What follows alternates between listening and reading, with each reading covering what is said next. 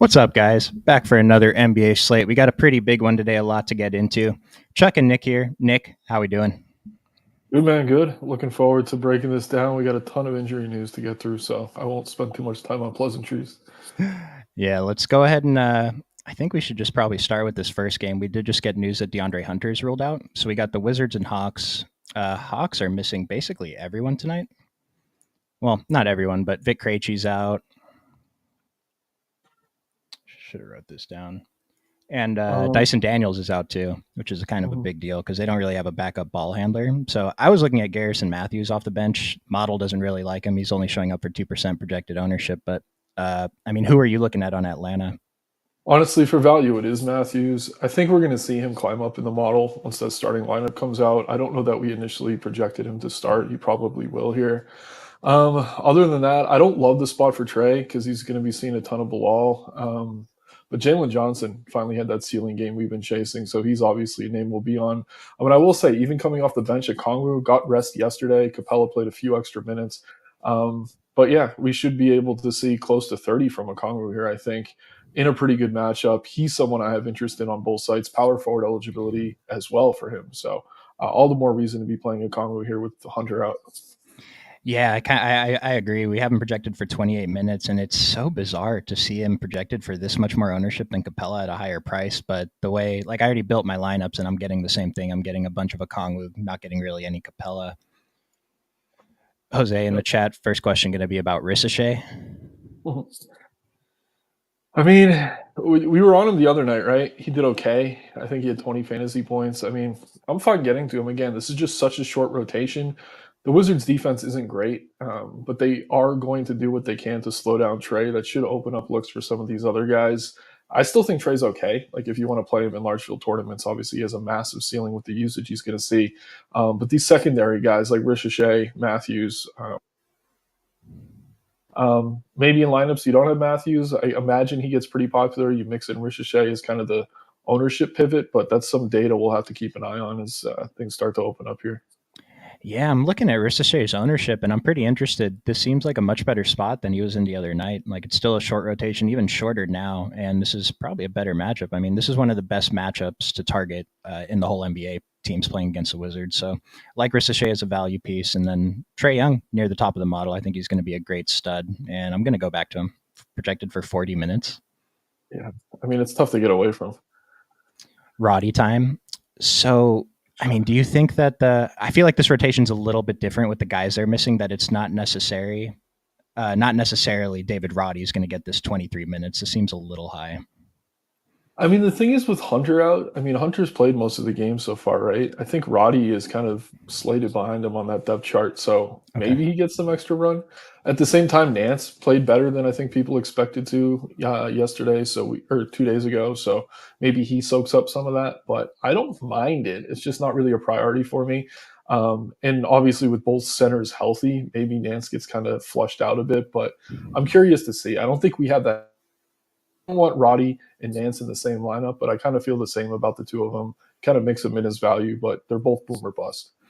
And the last thing I'll say about the Hawks is that Ricochet is breaking the model with his value score today on both sides.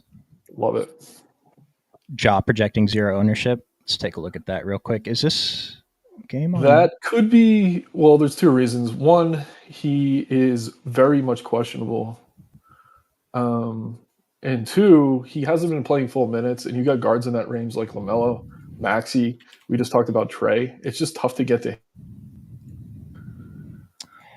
Yeah, I mean, Ja Morant, he hasn't played more than 28 minutes this year, and so he's a player who is capable of doing it in this short of time, but it's just not a risk that's necessary to take on today's slate. We only projected for 27 minutes, so this 1% is actually probably 1% too high, I think, unless we get news that he's off his minutes restriction. Yeah, and just keep an eye on that too if you're interested in playing him. There's a good chance he's going to be out again against the Nets. They may think they could run without him, in which case Scottie Pippen would once again be pretty appealing, even though his prices come up.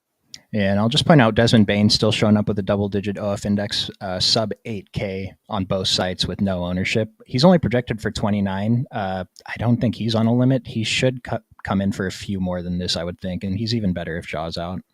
Yeah, I love Bain here. He's a great play. I wanted to take a look at the Wizards on the other side of that Atlanta game because so they're without Kyle Kuzma, I think for a bit because it was a groin strain and groins are no joke. So Jordan Poole coming in as the mega chalk. His price is up a little bit, 75, 7,600. What do you think about this 41 and 46%?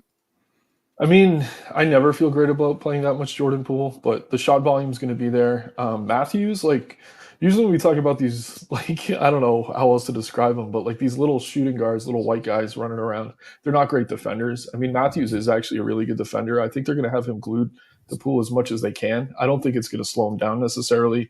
But yeah, it's just a one-on-one matchup. They're going to create opportunities for him to get open here. I'm fine with it. I'll probably match the field though. I don't want to be super over or super under. Yeah, I'm leaning towards being slightly under the field. I don't really want to go over this, but I also don't want to go massively under, although I don't feel great about him. I mean, but that's just some personal bias, I guess. His model score is pretty good for his price. So the model is saying he's fine, but maybe the 41% is a little bit heavy. Now, if we're not, let's say we want to pivot off Poole, what are some of the other spots on Washington that you want to take a look at? I mean, Koulibaly is definitely one. I mean, he's in there to kind of play defense on Trey. We have seen in certain matchups, including the last time they played Atlanta, that he's so focused on defense, he kind of isn't all that involved on offense. But I think now with Kuzma out, he's going to have to be involved on both sides. So I like him a lot here. Probably too cheap for the minutes he's going to see. And I'm actually interested in Sarr, maybe for the first time this season. It's not that he's been playing great, but I think with Kuzma out, he's another guy I think we see more minutes from. Joval, for whatever reason, no matter where he goes, they seem to want to cap his minutes. I'm not confident that he gets above 25. Sarr, on the other hand, could see a few extra here. So Bilal and Sarr are kind of the two that I'm looking at. Yeah, with Joval, it feels like kind of a GPP play within a GPP play because he has to get the minutes and he has to play well. This ownership is not something I want to target when it's just there's so much uncertainty in the minutes. He started the last game. I think he played 16 minutes in the first half, which I was really excited about because that means he was in line to play 30, but then he didn't start the second half, only got one rotation, and we saw about the 23 minutes we haven't projected for today. So I think he's a decent GPP play, but I do think the ownership, even at the price on FanDuel, is kind of high. Yeah. Yeah. And I mean, they don't have to play that big with Okongwu, probably the center for most of the minutes for Atlanta.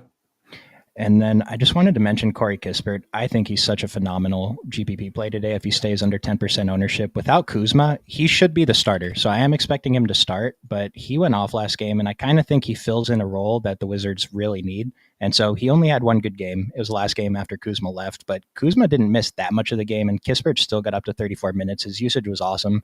So I really like him as a sub 10% play today. Yeah, I'm with you, man. I like him. I think the only guy who could start over him might be Carrington, but Carrington's going to play less minutes either way. So even if Kispert comes off the bench, I wouldn't be afraid. It might just keep his ownership down. And then I was getting a few percent of Kaishan George on DraftKings, projected 16% ownership, 26 minutes though at 3,400. I mean, I'm going to assume you're over on FanDuel mostly today, but do you have any interest in him? Not particularly. I mean, he's cheap enough that I get it, but again, I think there's just enough other value pieces in that game and others that I don't really want to roll the dice on him. But I mean, logically speaking, they like him. He's in the rotation. It makes some sense. Nice. What do we think about Halliburton against the Celtics? I mean, Halliburton's been tragic. The Pacers' pace is the slowest in the NBA. Boston is the second best defensive team probably after OKC. It's just absolutely a terrible matchup. Yeah, it's weird. Yeah, I'm not playing Halliburton at all. Nemhard's actually seeing almost as many potential assists. There's a weird stat I heard today. Like, for whatever reason, like obviously the shot hasn't been there, but the assist upside's been down as well. Super talented player. Have to wonder if he's still playing hurt or what the deal is with him. But yeah, there's so many good guards today. I just don't think we need to go there. I will point out his OF index score is still good for the price. Like, we're getting a discount on Halliburton. I'm assuming he's been playing bad, but they're also playing the Celtics. Players typically get slight price depression there. His DK value score is good for a stud. And at 3 and 4%, if you're making a bunch of lineups, I think it's good to get a few percent of him. But if you're only making a few, this is not someone I'd be considering. He won't end up in any of my 3 maxes or anything like that. This is a great question. Do we have any interest in Isaiah Jackson? He's probably my highest exposed player today. What about you? Yeah, I have all the interest in him. I do imagine he ends up being chalk by the time the slate starts, though. But yeah, power forward eligibility on FanDuel, he's a little bit more expensive there, but you could really build around him so easily. Then on DK, only 3,800. One of the best value plays on the slate. I think him and Garrison Matthews are kind of like the first value pieces in for me right now. I kind of like that. Yeah. I mean, even at 4,800 on FanDuel, he has that power forward eligibility, which is huge. And so even at 29% here, I think that's pretty reasonable. 46% on DraftKings is probably too low. 3,800, even if he's center only. He also broke the value score on the model today. So probably the best play on the slate. Mm-hmm. Let's see what else. Pirtle or Zubac? I was personally getting more Pirtle, but I think they both look really good. Yeah, Zoo's been amazing with the extra usage. I like both. I think, first of all, you could only play Pirtle on DK, so that makes it easy. But on FanDuel, yeah, I do lean Pirtle slightly. But I'm imagining he's way more popular. So if you're eating a lot of stock value, it does make sense to maybe pivot to Zubac. I do think they have similar upside. Yeah, on FanDuel, Zubac 7,200 versus Pirtle 6,800, but Zubac's pulling a little more ownership, 25 versus 18. But he also trumps, like, this is a pretty good difference, in OF index. It's enough to break the tie anyway. So Zubac, it looks like, is a model's preference over on FanDuel. I like it. Kispert or Caleb Martin? I think Caleb Martin's a fine play, but I think Kispert really has that upside today because he's just, Caleb Martin's still playing next to Maxey, Kelly Oubre, Drummond, while Kispert's only playing next to Poole, really. Yeah, I think Kispert has way more upside. If you're playing cash, looking for the floor, excuse me, I'd probably go Martin, but if Kispert starts, I'd probably go him in cash, but in GPP, it's Kispert all day. Let's see top Yahoo values for Thugga. Excuse me. Yeah, typical guys. Jose Alvarado, Isaiah Jackson. Yep. There's someone else who's not here. The rookie's not here on Zachary Ricochet. He's $20 on Yahoo. So, yeah, and Yahoo is probably the only place I wouldn't be playing Ricochet today. I like Agbaji on Yahoo, only $10. I noticed that too, yeah. And then, while he's showing up at the top of Yahoo value, Davion Mitchell projected to start for Toronto. They're already without Quickly, and now Scotty Barnes is projected to be out for about 3 weeks. He hurt his orbital. They do have RJ Barrett back, but I don't really think they have another strong ball handler on the roster. So, Davion Mitchell, how many times have we been burned by this guy? Are we doing it again tonight?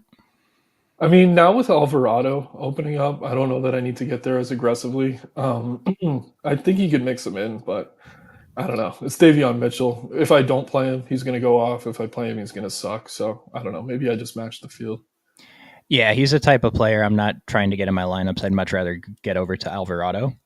And I'm pretty sure Alvarado's much better price than this too. And then RJ Barrett, the model isn't picking up on RJ Barrett, and I'm really disappointed because the 6,600 price on DraftKings, even at 37% ownership, it makes a lot of sense. It's a good matchup. We haven't projected for 32 minutes, so I'm not sure why the model is so down on RJ Barrett today. We could be conservative with the minutes right now. Excuse me, just because he is coming back from injury. But if he's playing 32, I love him, especially on DK, 6,600. He's more expensive over on FanDuel. But yeah, I'm fine getting to Barrett. He is someone who could take the ball up the court if they need him to. Yeah, I expect him to be a guy who kind of does a little bit of everything. 5 rebounds, 3 assists. The thing that's concerning me is they played in overtime yesterday, and he still only played 29 minutes. So he might have gotten in foul trouble. Okay, so this was more due to foul trouble because he only played a few minutes in the first half, and then he had to sit. But then his second half rotation looks normal. So definitely I would pencil him in for a few more minutes than this, even with that overtime. Yeah, I like it. Let's see. Is there anything else on Toronto you think we should be looking at? I saw a question about Chris Boucher.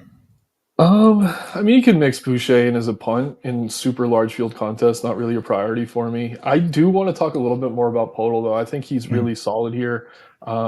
Again, with Barnes out, he's someone who should see plenty of usage when he is on the floor.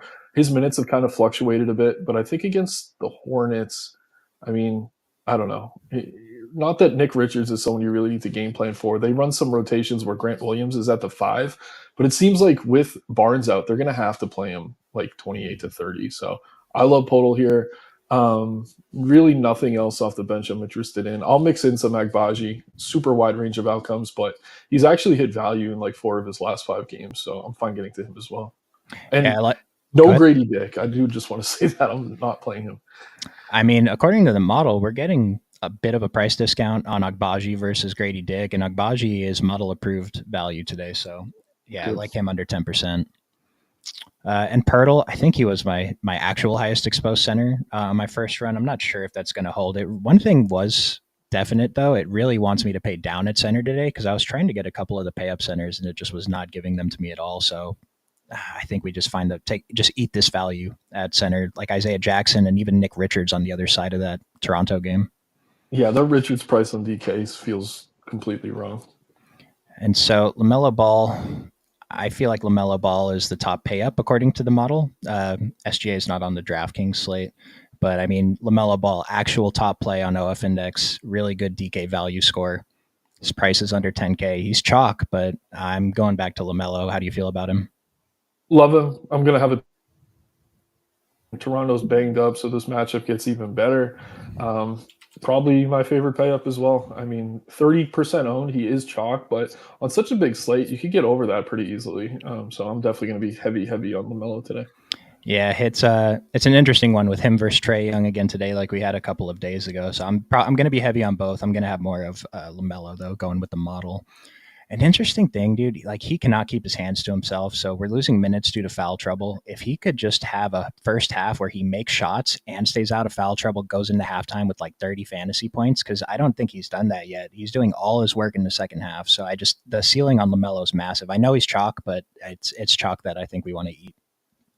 Yeah, I mean, who's he going to be on, Mitchell? Like, hopefully today he can keep his hands to himself. He doesn't really need them much to be playing defense. I do just want to bring up Tyrese Maxey, though. I know the model doesn't love him, but he's playing like 40 minutes a game right now with Paul George and Embiid out. Pretty good matchup here.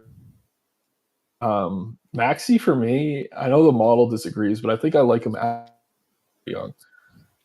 Tyrese Maxey, if I'm not mistaken, leads the NBA in possessions per game, close in shots per game. I think it might be Anthony Edwards right now, but yeah, Tyrese Maxey. Either way, the ball's in his hands. That means potential for fantasy points. So, like Tyrese Maxey as a kind of a pivot, I guess, off LaMelo and Trae Young if you're not getting there. And then while we're on Philly, I do want to mention Andre Drummond. I mean, I see 10% ownership around 7K. Revenge spot, whatever. He was fine in Detroit, but I like Andre Drummond as a kind of a I don't know, deep GPP play because he's more expensive than the value centers we've been talking about. Yeah, no, I'm with you. And I mean, he's in the price range of some of those popular centers and the Yanka Podals and even Zubac on FanDuel. So I like him as a pivot. We haven't seen that huge ceiling game out of him yet, but it could be coming soon. I think against the Pistons, wouldn't surprise me at all if we saw it here. All right, so let's talk about your Nets. I see a question about Zaire Williams in the chat, and Zaire Williams was showing up as a better value than Moses Moody last night. I think he ended up outscoring Moody. I know Moody got those 2 threes with like 30 seconds left, but yeah, Zaire Williams, man, that was my early tilt because I did not play enough of him. And the model was telling us to. He shows up as an awesome value again today. We have him projected for 21 minutes. I mean, he shot kind of out of his mind and Denver sucks, but I mean, I don't mind getting a few percent of Zaire. Tell me about him. All over him. I do like him. I think Matthews is safer, obviously, some of these other value plays we're talking about. But coming off the bench, he's a solid option here. The coach Fernandez likes him more than he likes Jalen Wilson because Zaire is playing both ends of the ball. Wilson's a great scorer. You asked me about him pre-stream, but it's actually Zaire who I think is going to continue to see the minutes here. And another guy I really like, I was on last night, no one else was. I'm imagining he's going to draw some ownership here, is Finney Smith, who his whole career has played a ton of minutes. I think if the Nets were smart, they kind of ship him for a draft pick at some point this season. But as long as he's on this roster, he's someone I'm going to be getting to. Only 4,200. Simmons is the starting center. I would be shocked if we didn't see some minutes of DFS at the center tonight. So yeah, really liking Finney Smith here. I'm fine getting to until they raise his price. I think we just have to keep playing him. I'm on board the Finney Smith train. Yeah, the model picked him up as a value play yesterday, and he also smashed. He smashed harder than Zaire, even at the price. But under 10% ownership, yeah, this is a spot that I'm definitely going to have some exposure to tonight. What about getting back to Dennis Schroeder or taking another GPP shot on your boy Cam Thomas? Yeah, I like Schroeder. Yeah, Schroeder is too cheap on both sites. I think if you're in that range for a guard, he's one of the safer plays. I mean, he's shooting a lot. but obviously facilitating as well, getting rebounds with kind of the small rotation I have right now. You know me and Cam Thomas. I'll play him every day as long as he's low owned, mix him in. Not a priority, but someone I want exposure to in tournaments. And the interesting one is Ben Simmons. He's surprised if he played more than 26 minutes. He can get there. I'll mix him in, but I'm going to keep an eye on that ownership as he gets more popular. But yeah, the backcourt looks great to me once again. And then Cam Johnson around 10%. He won't be as owned as yesterday because there were just not as many options as yesterday, but he's still a pretty good play, I think. Yeah. Coming off a game where he played 39 minutes, I think he's one of the first guys to maybe see a little bit of a reduced run here. But he's certainly capable of playing full back-to-backs. It's almost frustrating that the Nets are really good right now because I kind of want them to tank. But yeah, this is a winnable game for them. They're heavy underdogs, but I have no reason not to like this whole starting lineup. I like it. Suggs a sneaky good play. Let's talk about Orlando because this is actually like my favorite low-owned game to target, Orlando-Chicago. I've mentioned it on every stream. Chicago is still playing with the highest pace in the NBA. Orlando is top 12. That just means a lot of opportunities. It's more possessions. It's close spread. 229 isn't too bad of a total. And so we had the question about Jalen Suggs. He's definitely better on DraftKings at 5,500. 6,700 is probably a little bit too much, but what do you like from Orlando?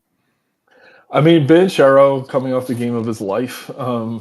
You can mix him in. Not really a priority for me. Franz is going to play, but he's still sick, so proceed with caution on him. I like Suggs. So last year we were dealing with these rotations where we were seeing Fultz getting minutes. Who else? I don't know. They had like this crazy point guard rotation of like 3 or 4 guys. Cole Anthony was getting way more minutes. They finally realized what they have in Suggs. He's been playing the ball defense there with White, Giddey, Levine. I'm loving it. I'm getting to a lot of Suggs. He's in that Schroeder range for me. Like those are the 2 guards that I'm getting to the most. But yeah, right there with you, man. Suggs probably my favorite here. Not going to argue with anyone getting to Banchero though. Did you hear that? Did you guys hear that in the chat? It's like a drum. It was kind of weird. It went away. Sorry. Yeah, I agree on Banchero though. I think he's awesome at his ownership. That's probably a little bit too low tonight, even at the price. Yeah, sorry, I got distracted. That was like super weird. I didn't hear it. It might have been my end though. My internet looks okay, but Bigs against Charlotte is the Nets. So far, this is true over a large sample, and Pirtle's getting the ownership tonight. So yeah, Pirtle's a good play. Buddy Hield after last night. We talked about this Steve Kerr thing, and they're only on the FanDuel slate, but getting inside Steve Kerr's mind is impossible. Smitty asked me at the end of last night's stream, who's my favorite value play on Golden State, and I hesitated. I said Moody. The answer is probably Pods if we know he's starting, but Lindy Waters led the team in minutes after Pods, if I'm not mistaken, 30 plus. So what are we doing with Golden State? We going back to Buddy Hield? Yeah, I'll play a little bit of Hield. Pods is my favorite as long as he's starting. We just know he's going to have the ball. He does more than just score too, so he has a higher floor than Buddy Hield does. I'll be mixing those 2 in, but Pods way too cheap on DK, reasonably priced on FanDuel, with shooting guard eligibility. TJD ruined my night last night. I had so many good lineups with Jackson Davis in as the power forward. Get away from that front court. But yeah, if Wiggins is back, keep an eye on that. He's someone I'd maybe mix in, but I'm fine with Hield. But Pods is definitely my favorite here. Yeah, this is assuming I'm talking as if Wiggins is not going to play. He could play tonight. If so, it just kind of hurts everyone else here. I mean, Lindy Waters still min price. He's only on the night slate over on DK, so I think we can still take some shots over there. This was the other guy I was tilting my face off about because he was showing up in my like best lineup, and I didn't want it, and of course it would have won. Let's see what else we got here. Zaire Williams playable. Yep. Maxi's your top point guard today. Yeah, I think we both think Maxi's a pretty good pay up. After LaMelo, but yeah. After LaMelo, yeah. Under Drummond. Pause. At the pumpkin patch with the kids. Love to hear it, man. You gotta get Chuck and Nick's takes on NBA, right? Happy Halloween.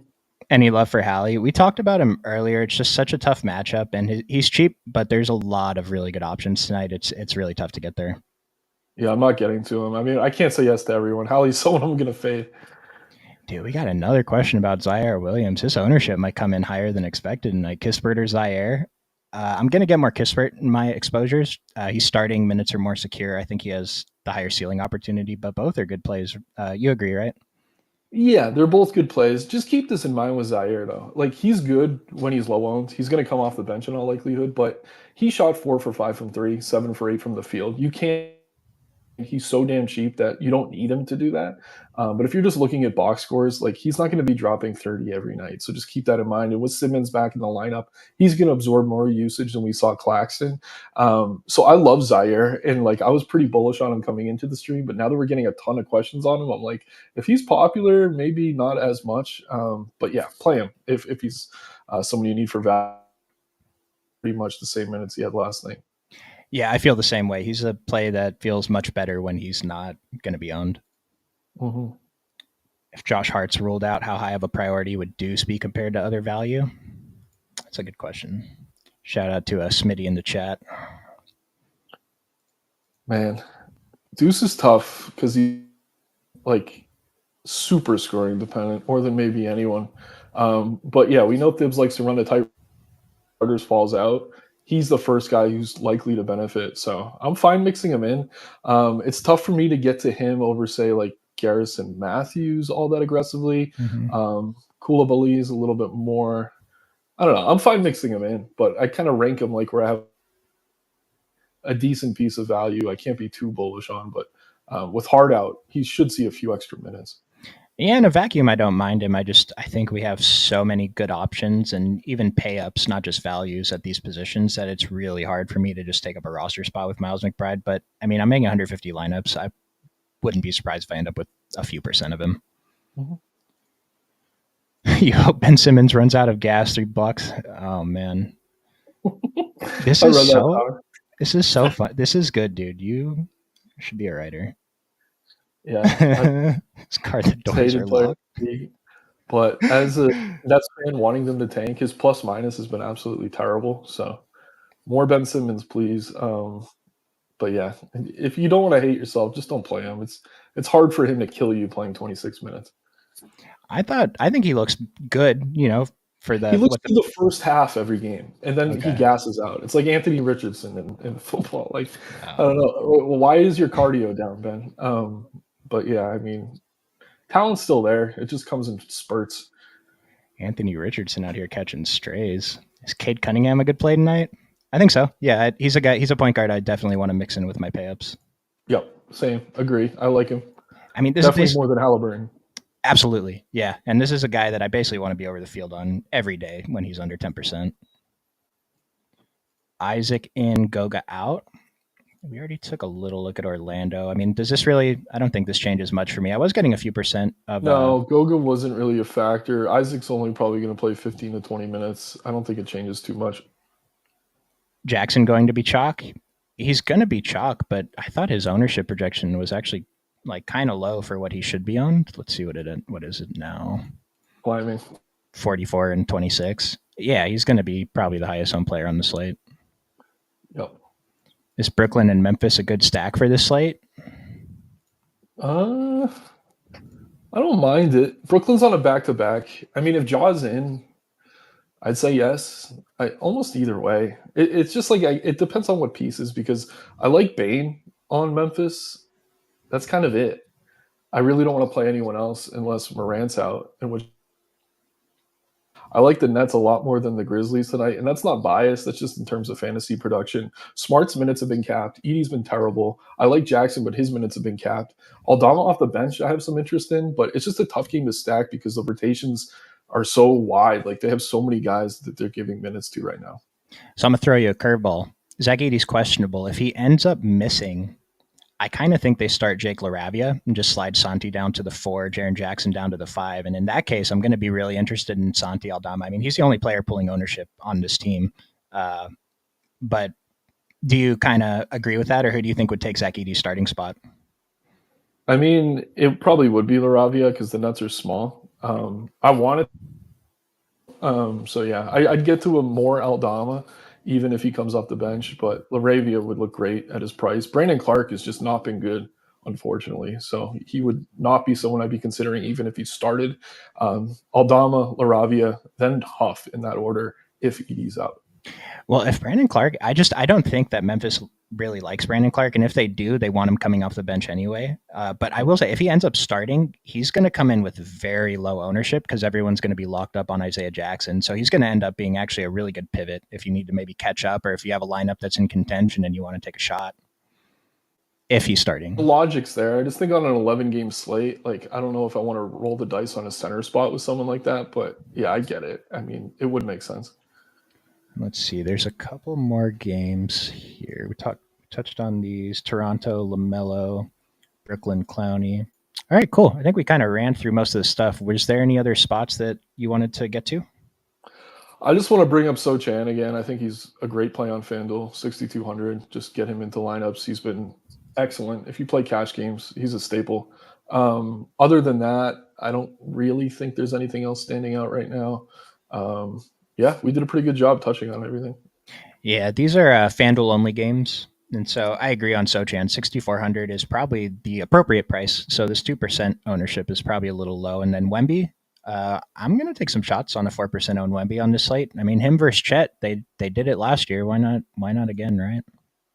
Yeah, I mean, I'd rather go to Chet right now. I mean, he's just been playing out of his mind. He put on muscle in the offseason, definitely hit the weight room. And Wemby, similar to last year, it's like they're kind of ramping him up. He did finally play 35 minutes against Houston, but his point per minute rate is Chris Paul's in the picture or what. I imagine we start to see it come up. And I mean, you're right to play him because you want to be ahead of the curve when he does start to produce at the level we know he's capable of. But if I'm choosing between the two, point per dollar, I'd rather get to some Chet. Yeah, and if you're playing that night slate on DraftKings, these prices are so bad. I think you can just get over the field on these guys, and that's probably enough. That's a pretty good starting point. Oh yeah. I wanted to bring up Chicago a little more because I talked about Orlando, and I just think this is such a good game environment for these ownerships we're getting these guys at. We're still getting Josh Giddey at 6,400, 6,600, Kobe White, and he's up to 7K on DraftKings, and the ownership is actually slightly higher than I'd like it to be, but I think the industry is under projecting him. I'm going to be over on Vooch. I'm going to be over on Zach LaVine. So, I mean, are you on board? In Toronto, know what White's capable of. I mean, he has more floor games than both, but his ceiling is just as high as LaVine's. I think LaVine is the safest of that group. You also get the forward eligibility. He's who I'm on the most right now, but I imagine the field's right there with me. So definitely feel comfortable mixing in Kobe. Yeah, with the Kobe, I agree because when he has a bad game, he has a bad game. But we don't care about those. We care about the games he puts up 55. If you're playing cash or small field, don't play him. But we're talking big tournaments here for the most part. Yeah, I'm trying to take down 50,000 entries every day. So yeah, let's see. DK High Dollar Satellite 7,300 left for util. You could swap Desire and Shooting Guard and have 9K left. So when this comes up, I would just sort the model. And let's see, DK 9,300 left. Top of ONF index, LeBron James, Paolo Banchero. Yeah. I mean, Drummond looks really good. Yeah, Drummond, and maybe you can upgrade someone else. Oh, 7,300? Oh, 7,300, not 8,300. It's still not right. Oh, yeah, Drummond's probably a good call. I mean, this is not on the main slate. I was looking at Miles Bridges earlier. His ownership's pretty low. We know his upside. No one wants to play him. He's been awful so far this year. But I mean, if there was ever a bounce back spot, wouldn't it be here? His OF index is good. His DK value is fine. Yeah, man. I mean, last year, whenever Miller was out, he'd go off. We haven't really seen that out of him yet. But I mean, if LaMelo gets in foul trouble, I'd play him in lineups without LaMelo. LaMelo's super chalky. If Bridges gets to his ceiling, it's probably in a game where LaMelo isn't hitting value. So really good tournament play, but I prefer him in lineups without Ball. That's a cool leverage idea.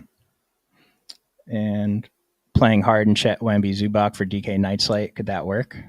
Yeah, why not? Yeah. Donovan Mitchell versus Lakers FanDuel. Lakers are interesting today. We haven't mentioned this, but LeBron's questionable with an illness, but he's not missing today because they already said they want to get him and Bronny on the court together in Cleveland. I am worried about playing him in DFS, like having him in my rosters. But I mean, what do you think? I'm not getting to him. I think he plays. I like AD here. It's not a good matchup, but he's lower owned than usual. One of the top plays in the model. And then Rui. I'll just keep going back to Rui until he's over 6K on DK. He's been solid. Just 40-point upside. What more can you ask for? Yeah, and this is Anthony Davis. I mean, absolutely model approved. 10% ownership at 10K on DraftKings. I'll be well over the field on this, and I absolutely agree with Rui. I doubted him, but no, his role in JJ Redick's offense has been exactly what we hoped for when he first came to the Lakers in the first place. Yep, Uh, Redick unlocked him. yeah, and this might be like just pure speculation, but LeBron's probable with an illness. Maybe his minutes are a little bit lower tonight. I see that opening the door for more Rui production. So I like Rui as a GPP play. And your question was about Donovan Mitchell. Yeah. Anyway, yeah, I'm fine getting the Mitchell. I mean, there's just so many good guards in that range. Garland coming off maybe his best season and a half. So, yeah, he's fine as a tournament play. I'm not like so many good guards again. I know I sound like a broken record saying that, but good play. Maybe not a great play, but in large field tournaments, he makes a lot of sense. Yeah, when he's under 9K, I mean, Lakers are better this year. We'll have to see how tough of a matchup they actually are after a few more games. But at 2 and 3%, I want to make sure I get at least 5% of Donovan Mitchell in my lineups today. Mm-hmm. CJ McCollum's out. Thanks for bringing that up. I think we did forget to really go through the Pelicans. Yeah, we should have talked about that. Because they're only on FanDuel, that's why. But yeah, Jose Alvarado, the chalk on FanDuel. How much are you going to get to him over there? They play him in about 50% of lineups. I think he's one of the best value plays, but there's plenty of situations where he's started and just hasn't gotten there. So I'll want my whole night to hinge on him. Ingram, though, I'm going to be incredibly heavy on. I might have him in like 60 to 70%. I know that sounds insane. Zion's not on the injury report, but and this is a back-to-back. So even if he plays, I'd be shocked if he played 30 minutes. And there is a good chance that he gets ruled out after most of these other games lock. So I'm going to be so heavy on Ingram and just kind of hope Zion's either limited or out. And even if he's not, CJ's out. So it's a pretty damn good play regardless. I don't have the night slate open on Zion, so I can't pull up the game log. But if you watch yesterday's stream, yeah, we talked about he was probably not going to play the 33. 30 was a better estimate. He played 30 on the dot in a close game. We haven't projected for 33. If he didn't get above 30 last night, I don't see why he would tonight. It's the exact same matchup, by the way. But I'm with you on Brandon Ingram. I liked him more than Zion last night. That didn't really work out. But now the price difference is enough that it's a pretty good difference. And with CJ out, I mean, who else is going to pick up the ball handling slack after Jose Alvarado? It's, point Zion and Brandon Ingram, right? Yeah, and Hawkins is hurt too. There's a chance he's going to be out. I would normally say Hawkins, but I don't even know if he's in. Javonte Green, probably not. So, yeah, it's going to be Ingram, Zion, Alvarado. I wish I could pull up this box score for Javonte Green yesterday because he got some pretty decent minutes. We haven't projected for 29, but 24% ownership on FanDuel on a 20-game slate. This is insane. He played 19 yesterday, only had 14 DK points. I think this is a spot the model is easily telling us we can get away from. I mean, the value score isn't terrible, but just compare Jose, it broke the model too. Javonte, again, it's not terrible, but there's so many value options on today's slate. He's not even ranked that low. Yeah. Scary. Davion Mitchell and GPPs. He's worth some shots. Yeah, not a priority. Yeah. All right. So I think we touched on all the spots. Should we build out a dummy? Sure. Why not? Who's the first guy in for you on DraftKings? I'm going to have to say Isaiah Jackson. Yep. Easy game. Isaiah Jackson. I thought he was 3,500. Is he not 3,500? 3,800. All right. Still the same thing, right? And then who else we got? Sorting by ownership on DK. Jordan Poole. I mean, Jordan Poole, RJ Barrett, LaMelo, Jakob Poeltl. I think we got to play a couple from that group, right? Yeah, I want Ball. I want Poeltl. So definitely those two. Nice. So let's lock up our center spots with this. And that's something a lot of center spots are going to be locked up in this first set of games. We have 5 games that start at lock. And so any center that comes up as a good play later is just the leverage is going to be insane today. Yep. Get LaMelo in the point guard spot. I mean, we still have over 6K for each spot. So Jordan Poole or RJ Barrett, or you want to try building without them? I mean, I like Poole. I'm a little concerned about the Barrett minutes. He's probably fine. But if I'm picking between the two, it's probably Poole. All right, let's see what Poole looks like in there, and then I want some Jalen Johnson if we can squeeze him. I hate being so heavy on the first game, but I mean, probably should be. I think this is good. Leaves us a little under 5K. Corey Kispert was one of my favorite guys, right at 4,900. So I think he's a pretty solid play to get in here. Do we have Matthews yet? No, we don't. So Garrison Matthews. Let me refresh the model and see if that updated, because I think his score was still kind of low in the model, but he's 3,300, and so I think we can take shots. And then 6,700 for a forward. I mean, we can get RJ Barrett. Yeah, Bridges. I mean, just play him at that point. Yeah, Josh Hart. I think Josh Hart's a pretty decent play if he ends up playing. He's hurt. Yeah, he's sick. He'll probably play injured. The reason Garland had that huge game was because Hart was on him, and it wasn't 100% Josh Hart. I don't know if he was cooking him, which normally wouldn't happen. So I'm a little bit worried about him there. Grizzlies expected in. Grizzlies are on the DraftKings slate, so it's just, if everyone's healthy, it's really tough to get to anyone. I still think Santi's okay at 5,400, but I mean, like Bane. Yeah, and Bane probably too. I think his minutes projection was a little low.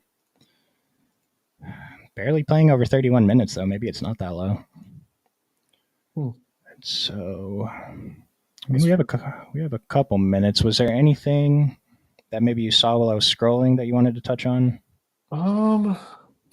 Let me just check the injury report, see if anything else came out. I will say we didn't talk about Harden on FanDuel in that late game. He's someone I'm on. Obviously, we talked about Zubac. He's a good play. But if no one's playing Harden, everyone's playing Harden. What? He's popular? Yeah, he's at 32% on, or 34 over on FanDuel, even at this 9,200. Okay. Yeah, we did just get word that Ja and Edey and Conchar are expected to play for Memphis. So again, really don't love much there. Again, Ja, good player. So if you're paying up at guard, there's just better options in my opinion.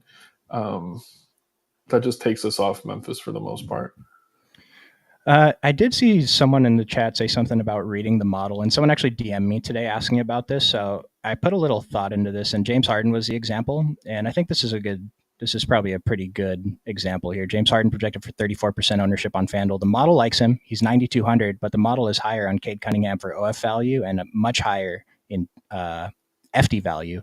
We're getting a price discount. We're getting a massive ownership discount. So like, you put your lineup together, play the other chalk. I think it's good to make pivots like this, go from James Harden to Cunningham. Like, not necessarily this one specifically, but just guys like this who, even like Tyrese Halliburton, it's a little different because we said the matchup is super tough, but just finding pivots like this where the model thinks there's value at the top.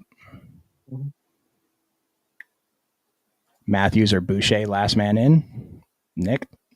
Matthews for me. I just trust the minutes more.